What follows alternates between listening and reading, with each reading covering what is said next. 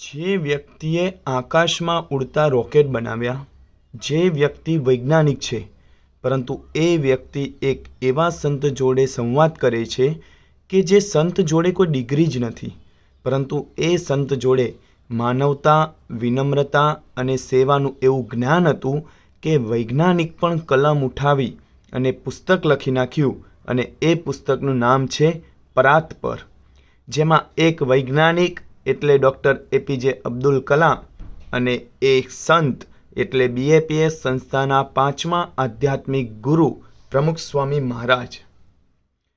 આ છે અબ્દુલ કલામ અને આ છે બીએપીએસ સંસ્થાના 5મા આધ્યાત્મિક ગુરુ પ્રમુખ સ્વામી મહારાજ. તેમનું જે પુસ્તક હતું પરાત્પર, તેમાંથી મને શીખવા મળ્યું કે દેશમાં સાચો પરિવર્તન લાવવા માટેના 5 મુખ્ય આધારસ્તંભ જરૂરી છે. કારણ કે ભારત દેશ એ વિકાસશીલ દેશ છે અને એમાંથી આપણે જો વિકસિત બનાવવો હોય તો વિકાસશીલમાં અત્યારે આપણે જોઈએ કે શિક્ષણ અને આરોગ્ય એટલે કે સ્વસ્થ અને શિક્ષિત નાગરિકો જ દેશની સાચી શક્તિ બને છે. ખેતી અને ગ્રામ્ય વિકાસ એટલે આપણે જોઈએ કે વિકાસશીલ દેશોમાં ખેતીનું પણ ખૂબ જ પ્રાધાન્ય રહેલું છે કે દેશની પાયાની જે અર્થવ્યવસ્થા એ મજબૂત થાય છે. ત્રીજું છે માહિતી અને સંચાર એટલે કે જે પણ કંઈ જ્ઞાન છે ઝડપથી ફેલાય છે અને જોડાણ મજબૂત બને છે. ચોથું છે માળખાગત સુવિધાઓ, જેમ કે નાગરિકોને આપણે રસ્તા, વીજળી, પાણી જેવી સુવિધાઓ આપે છે કે જેનાથી આપણું જીવન સરળ બનાવે છે. અને 5મું છે ટેકનોલોજી. ટેકનોલોજી જે દેશને ઝડપી, પારદર્શક અને વૈશ્વિક સ્પર્ધામાં આગળ લાવે છે. આ 5 મુદ્દા ડૉક્ટર એપીજે અબ્દુલ કલામ એ પ્રમુખ સ્વામી મહારાજ સમક્ષ રજૂ કરે છે કે આપણે ભારત દેશને જે વિકાસશીલ છે એમાંથી વિકસિત બનાવવું હોય તો અમે આ 5 મુદ્દા વિચારી રાખ્યા છે. તો હવે તમારે કંઈ કહેવું હોય તો આપ કહો. આ રીતે પ્રમુખ સ્વામી મહારાજને કહે છે. તો પછી પ્રમુખ સ્વામી મહારાજ કહે છે કે ભગવાનમાં શ્રદ્ધા અને સારા સંસ્કાર એ માણસને અંદરથી મજબૂત બનાવે છે. એ 6થું વાક્ય છે. કારણ કે આપણને ખબર છે કે આપણા દેશમાં જો મૂલ્યનિષ્ઠ અને જવાબદાર નાગરિકો ઊભા કરવા હોય તો આધ્યાત્મિક દ્રઢતા પણ એટલી જ જરૂરી છે. કારણ કે એકલી જો વ્યવસ્થા આપીએ ને, જેમ કે આ 5 વ્યવસ્થાઓ છે શિક્ષણ, ખેતી, માહિતી સંચાર, માળખાગત સુવિધાઓ અને ટેકનોલોજી, તો આ બધી વ્યવસ્થા એ કંઈ પૂરતી નથી. પરંતુ જો એક સારો નાગરિક, જવાબદાર નાગરિક ઊભો કરવો હોય ને તો આધ્યાત્મિક દ્રઢતા પણ એટલી જ જરૂરી છે. એટલે પ્રમુખ સ્વામી મહારાજ સમજાવે છે કે ભગવાનમાં શ્રદ્ધા એ એક 6થું વાક્ય તમે ઉમેરી દો. કારણ કે સારા સંસ્કાર એ માણસને અંદરથી મજબૂત બનાવે છે. જ્યારે ટેકનોલોજી હાથમાં હોય અને શ્રદ્ધા હૃદયમાં હોય ને ત્યારે જ દેશ સાચો વિકસિત બને છે. આમ પ્રમુખ સ્વામી મહારાજ કહે છે. પછી મને આગળ જાણવા મળ્યું કે જીવનમાં એક સમય એવો આવે છે કે જ્યારે માણસ પોતાના સર્વશ્રેષ્ઠ પ્રયત્ન કર્યા પછી પણ નિષ્ફળ જાય છે. ઘણી વખત આપણને એવું થતું હોય છે કે આપણે મહેનત કરતા જોઈએ પરંતુ નિષ્ફળ થતા હોઈએ છીએ.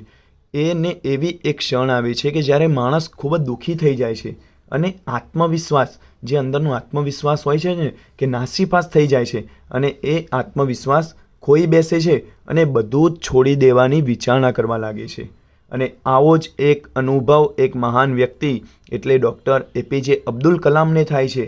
અને એમાં તેઓ જણાવે છે કે જ્યારે તેમણે રોકેટનું બનાવ્યું હતું ત્યારે પ્રથમ પ્રયત્નમાં સફળતા ન મળતા તેઓ અંદરથી તૂટી ગયા હતા અને જીવનથી દૂર થઈ જવું એટલે કે સંન્યાસી બનવાની વાતો અને વિચારણા કરવા લાગ્યા હતા. અને એ સમયે તેઓ આ બધી વાત, આ આખી ઘટના તેઓ પ્રમુખ સ્વામી મહારાજને કહે છે. અને પ્રમુખ સ્વામી મહારાજ તેમને સમજાવતા કહે છે કે જીવનમાં સાચો ત્યાગ એ નથી કે આપણે કર્મ છોડીને ભાગી જઈએ. સાચો ત્યાગ એ નથી કે આપણે કર્મ છોડીને ભાગી જઈએ, પરંતુ સાચો ત્યાગ એ છે કે કર્મના ફળની લાલસા છોડીને નિસ્વાર્થ ભાવે પોતાનું કર્તવ્ય કરતા રહીએ. કારણ કે આમાં છે ને કે જ્યારે આપણે નિષ્ફળ જઈએ છીએ એટલે આત્મવિશ્વાસ ખોઈ બેસીએ છીએ અને બધું છોડી દેવાની વિચારણા કરવા લાગીએ છીએ. આ જ્યારે વિચાર થાય છે ને એના ઉપરથી પ્રમુખ સ્વામી મહારાજ કહે છે કે સાચો ત્યાગ એ નથી કે આપણે કર્મ છોડીને ભાગી જઈએ, એટલે આપણા જે મહેનત છે એ છોડીને ભાગી જવું એ નથી, પરંતુ સાચો ત્યાગ તો એ છે કે કર્મ તો આપણે કરતા રહેવાનું, પરંતુ ફળની આશા છે ને એ ભગવાન ઉપર છોડવાની છે. એવું આમાં ગણાવે છે કે નિસ્વાર્થ ભાવે પોતાનું કર્તવ્ય કરતા રહીએ. અને નિષ્ફળતા માણસને નબળો નથી બનાવતી, પરંતુ પોતાની ખામીઓ એ ઓળખીને વધુ સુધારવાની તક આપે છે. કે જ્યારે આપણે નિષ્ફળ થઈએ છીએ ને ત્યારે એ માણસને નબળો નથી બનાવતી, પરંતુ આપણે એમાંથી કંઈક સફળ થવું છે એવું શોધવું હોય ને તો આપણે એમ વિચારવાનું કે હું જેટલી વાર નિષ્ફળ થઈશ ને એટલી વાર મને તેમાંથી કંઈક સુધારવાની તક મળશે. એ મને સુધારવાની તક આપે છે કે આનાથી હું કંઈક હજુ વધારે સારું કરી શકીશ. અને જ્યારે માણસ ધીરજ રાખીને પ્રયત્ન ચાલુ રાખે છે ત્યારે માનવ પ્રયત્ન સાથે ઈશ્વરની કૃપા જોડાય છે અને અંતે સફળતા પ્રાપ્ત થાય છે. એટલે એક તો છે ભગવાનને પ્રાર્થના અને સફળતા જો હોય ને તો જરૂર આપણે તે કોઈ પણ કાર્ય હોય ને એમાં સફળ થઈએ છીએ. એટલે પ્રાર્થના અને પ્રયત્ન બરાબર સફળતા મળે છે એવું પ્રમુખ સ્વામી મહારાજ અહીંયા કહે છે કે કોઈ પણ દિવસ આપણે નાસીપાસ ન થવું જોઈએ. અને જે પણ ફળની લાલસા છે ને કે હું આટલું સારું કામ કરું છું, હું આટલી બધી મહેનત કરું છું, તો શા માટે મને ફળ મળતું નથી, તો એ ફળ છે ને આપણે ભગવાન ઉપર ઢોળી દેવાનું અને આપણે ખાલી પ્રયત્ન કે ધીરજ રાખીને પ્રયત્ન ચાલુ રાખવાના છે. પછી એક વખત ડૉક્ટર એપીજે અબ્દુલ કલામ ઊંડા વિચારમાં હતા, તો તેમણે વિચાર્યું કે ભારત પ્રાચીન સમયમાં આર્થિક અને સાંસ્કૃતિક રીતે અત્યંત સમૃદ્ધ હતું. અને એ તો આપણે ઘણી બુકોમાં વાંચ્યું પણ છે અને સાંભળ્યું પણ છે. અને આ ચર્ચા તેઓ અબ્દુલ કલામના વિચારમાં આવે છે કે હજારો વર્ષોમાં ભારત પર અનેક આક્રમણો થયા છતાં ભારતે ક્યારેય બીજા દેશ પર ચઢાઈ કરી નથી. અને આ પ્રશ્ન સતત વિચારતો હતો અને મને પણ આમાંથી ઘણું શીખવા મળ્યું કે આપણે કોઈ આપણું ખોટું કરી જતું હોય તો આપણે સામે તેને જવાબ આપવો કે નહીં. તો આ વાત તેમણે પ્રમુખ સ્વામી મહારાજ સમક્ષ મૂકી કે ભારત દેશ ઉપર ઘણા બધા આક્રમકો થયા છે, પરંતુ ભારત દેશે ક્યારેય બીજા ઉપર ચઢાઈ કરી નથી. તો પ્રમુખ સ્વામી મહારાજે સમજાવ્યું કે આ એ ભારતની નબળાઈ નથી, આપણે ચઢાઈ નથી કરી એ ભારતની નબળાઈ નથી, પરંતુ તેની વિશેષ શક્તિ છે.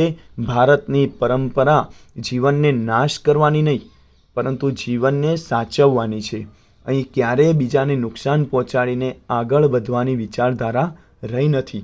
એટલે મને આના ઉપરથી શીખવા મળ્યું કે આપણે આગળ વધવું હોય ને તો બીજાની જે લીટી હોય ને એ આપણે ભૂસવાની નહીં, પરંતુ એની જે લીટી હોય ને એના કરતાં આપણી લીટી ખાલી લાંબે કરી જવાની.